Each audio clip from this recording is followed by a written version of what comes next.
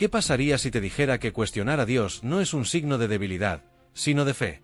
Sí, leíste bien. A diferencia de lo que muchos piensan, la Biblia no presenta una espiritualidad superficial, donde simplemente hay que aceptar todo sin pensar. Al contrario, hay momentos en los que incluso los grandes hombres de Dios entraron en crisis. Y uno de ellos fue Habacuc. No tuvo miedo de expresar sus dudas, sus dilemas y su frustración ante el silencio divino. Después de todo, ¿cómo un Dios justo podía permitir tanta injusticia? Si alguna vez miraste el mundo y te preguntaste ¿dónde está Dios en todo esto?, entonces este estudio es para ti. Habacuc no fue un profeta común. No solo llevó mensajes al pueblo, sino que abrió un diálogo directo con el Creador. Sus palabras reflejan la angustia de cualquiera que haya sentido que sus oraciones no fueron escuchadas. Pero la gran revelación de esta historia no está solo en las preguntas que hizo, sino en las respuestas que recibió. Y créeme, estas respuestas cambiarán la forma en que ves tu fe. Así que si quieres descubrir cómo un simple profeta se convirtió en el portavoz de una de las frases más impactantes de la Biblia, deja tu like y suscríbete al canal, porque este viaje te abrirá los ojos de una manera que nunca imaginaste. El cuestionamiento de Habacuc. Habacuc no tuvo miedo de expresar sus inquietudes ante Dios. Miraba a su alrededor y veía un pueblo sumergido en injusticia, corrupción y violencia, y su alma clamaba por respuestas. ¿Hasta cuándo, Señor, clamaré, y no escucharás? Esa fue su súplica. Imagina estar en esa situación, viendo la impunidad reinar y sintiendo que Dios permanece en silencio.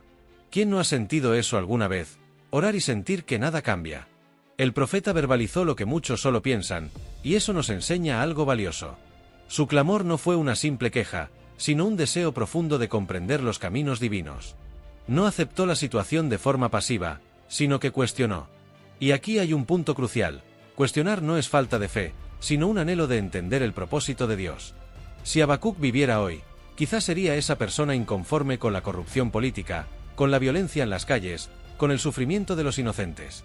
Pero en lugar de solo quejarse, llevó sus preguntas al único que podía dar una respuesta. Y esto nos lleva a un dilema aún mayor. El dilema de la justicia divina. La respuesta de Dios tomó a Habacuc por sorpresa. El Señor reveló que usaría a los caldeos, un pueblo aún más cruel, para juzgar a Judá. ¿Cómo es posible? ¿Cómo un Dios justo podía permitir que una nación perversa ejecutara su juicio? La mente humana lucha contra este tipo de lógica. Parece injusto, desproporcionado. Imagina descubrir que la solución para un gobierno corrupto fuera un régimen aún más opresivo. ¿Tiene sentido? Para Habacuc, al principio, no lo tenía. Este dilema nos confronta hasta hoy. ¿Cuántas veces vemos que el mal prevalece y no entendemos los designios divinos? Dios estaba enseñando algo profundo: su justicia no encaja en los moldes humanos. Lo que parece un caos puede ser parte de un plan mayor. Habacuc, ante esta revelación, tuvo que enfrentar una nueva pregunta. Si la respuesta de Dios no era la que esperaba, ¿seguiría confiando? Y esa es la pregunta exacta que nos lleva a uno de los versículos más poderosos de la Biblia. El justo vivirá por la fe. En medio de la perplejidad del profeta, Dios le entregó una verdad que resonaría a lo largo de la historia: el justo vivirá por la fe. Esta frase se convirtió en un pilar teológico, siendo retomada por Pablo en el Nuevo Testamento e influyendo en la Reforma protestante siglos después. Pero, ¿qué significa esto en la práctica?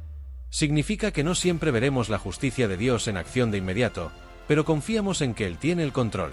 La fe no es tener todas las respuestas, sino seguir adelante incluso sin entender todo. Piensa en alguien que enfrenta una crisis financiera. Mira su cuenta bancaria y todo parece indicar que no hay salida. Pero decide confiar, actuar con sabiduría y seguir principios sólidos. La verdadera fe no ignora la realidad, sino que elige mantenerse firme. Habacuc tuvo que aprender esto: el justo no vive por lo que ve, sino por lo que cree. Y su confianza fue puesta a prueba en medio de los cambios turbulentos de su época. Contexto histórico. Habacuc profetizó en un periodo turbulento. Entre 609 y 605 a.C., Judá estaba en una encrucijada.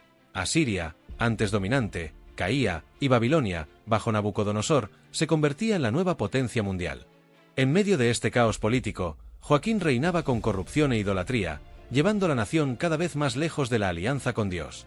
Era un tiempo de incertidumbre, donde los poderosos se aprovechaban de los débiles y la espiritualidad se volvía vacía. ¿Te suena familiar? Un mundo inestable, gobernantes corruptos, una sociedad cada vez más alejada de principios sólidos. La historia de Habacuc no es tan diferente de nuestra realidad. Así como Judá no se dio cuenta de que estaba al borde del juicio, muchos hoy ignoran las señales de los tiempos. Babilonia estaba en ascenso, y con ella, un periodo de opresión y destrucción. Pero lo que pocos entendían era que Dios aún tenía el control, incluso cuando todo parecía estar fuera de orden. El ascenso babilónico. Mientras Habacuc intentaba entender los planes divinos, Babilonia se consolidaba. Nabucodonosor, un estratega militar implacable, derrotó a Egipto y se convirtió en el gobernante más temido del mundo. Judá sentía que la presión aumentaba. Era el anuncio de tiempos difíciles. Para quienes confiaban solo en alianzas políticas, todo parecía perdido. Pero para aquellos que miraban a Dios, había una promesa más grande detrás del caos aparente. Esta realidad nos enseña algo esencial: nuestra seguridad no puede estar en estructuras humanas. Hoy, muchas personas confían en los gobiernos, en los mercados financieros o incluso en su propia fuerza. Pero el poder humano es volátil. Así como Babilonia ascendió rápidamente, también vendría su caída. Y mientras el mundo se preocupaba por estrategias políticas, algo aún más grave sucedía dentro de Judá. Su corrupción interna estaba destruyendo a la nación desde adentro. Corrupción interna y apostasía. La gran tragedia de Judá no fue la amenaza babilónica, sino el estado de su propio corazón. Los tribunales estaban corrompidos, los pobres eran explotados y la Torá había sido dejada de lado. El culto a Dios fue reemplazado por rituales vacíos y alianzas políticas. La nación no cayó por falta de fuerza militar, sino por falta de integridad espiritual. El mayor peligro no venía de afuera, sino de adentro. Y esto es una advertencia poderosa. No es la crisis económica ni los conflictos externos lo que destruye a una nación o a una persona, sino la pérdida de sus valores esenciales. ¿Qué sucede cuando la fe se convierte en una simple tradición? ¿Cuando las personas buscan atajos en lugar de principios? Habacuc vio esta decadencia y luchó con Dios en oración. Pero en medio de este diálogo, encontró algo transformador, una fe que supera las circunstancias. Diálogo entre Habacuc y Dios. El libro de Habacuc es breve, pero profundo. En solo 3 capítulos, el profeta transita de la duda a la confianza. Su diálogo con Dios refleja el viaje de cualquier persona que busca respuestas. Al principio, está inquieto, lleno de preguntas. Pero a medida que Dios revela sus planes, Habacuc no solo entiende, sino que acepta. Su fe madura y descubre que Dios no debe ser juzgado por momentos de aparente silencio. Esto nos enseña algo poderoso: la fe verdadera se construye en la intimidad con Dios. Así como una relación humana crece con la comunicación, nuestra confianza en el Señor se fortalece cuando realmente lo buscamos. Habacuc no recibió todas las respuestas que quería, pero encontró una certeza mayor. Al final, comprendió que Babilonia también tendría su día de juicio, porque Dios no deja la injusticia impune. Los 5 ayes contra los caldeos. La respuesta divina fue clara: los caldeos también serían juzgados.